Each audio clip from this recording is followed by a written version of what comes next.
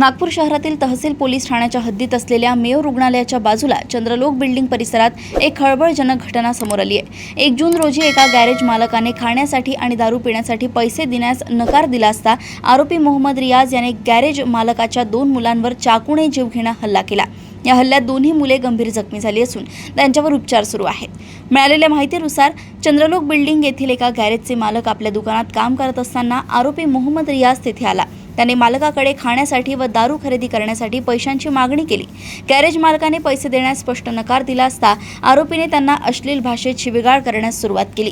यामुळे घाबरलेल्या फिर्यादींनी घरी जाऊन हा सर्व प्रकार आपल्या मुलांना सांगितला। वडिलांचा अपमान झाल्याचे ऐकून त्यांची मुले तातडीने गॅरेजमध्ये आली आणि त्यांनी आरोपी रियाजला या वर्तवणुकीबद्दल जाब विचारण्यास सुरुवात केली। या दरम्यान दोन्ही बाजूंमध्ये जोरदार वाद होऊन धक्कामुक्की आणि शिवीगाळ झाली। या वादाचे रूपांतर हिंसक घटनेत झाले आणि संतप्त झालेल्या आरोपीने आपल्या जवळील चाकू काढून फिर्यादींच्या दोन्ही मुलांवर सपासप वार केले। दोन्ही मुलांना रक्ताच्या थारोळ्यात पाडून आरोपी घटनास्थळावरून पसार झाला। घटनेची माहिती मिळताच तहसील पोलिसांनी तत्काळ घटनास्थळ गाठून जखमींना रुग्णालयात दाखल केले।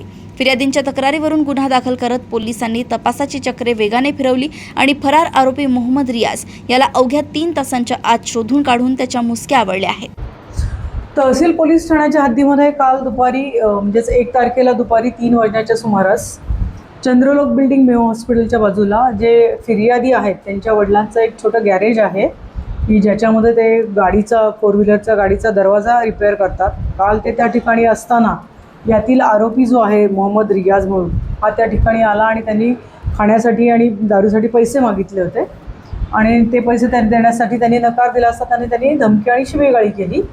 म्हणून यातले जे फिर्यादी आहेत ते फिर्यादी घरी गेले आणि त्यांनी आपल्या मुलांना हा प्रकार सांगितला।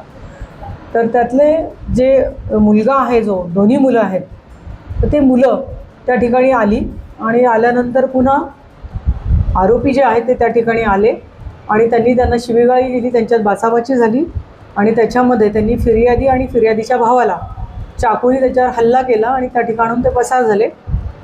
सदर ठिकाणी तात्काळ आम्ही पोलीस पोहोचलो, घटनास्थळ आणि त्या हॉस्पिटलाइज केलं। त्यातील जो फिर्यादी आहे त्याच्या भावाच्या प्रकरणात पूर्ण सुधारणा आहे। फिर्यादींच्या मार्फतीने आम्ही पूर्ण नावं निष्पन्न वगैरे करून घेतली आणि आरोपींना आपण 2 तासात त्या ठिकाणी पकडलेले 2 ते 3 तासात आणि आरोपी सगळे आपल्या ताब्यात आहेत। त्यांना गुन्ह्यामध्ये आपण अटक केलेली आहे।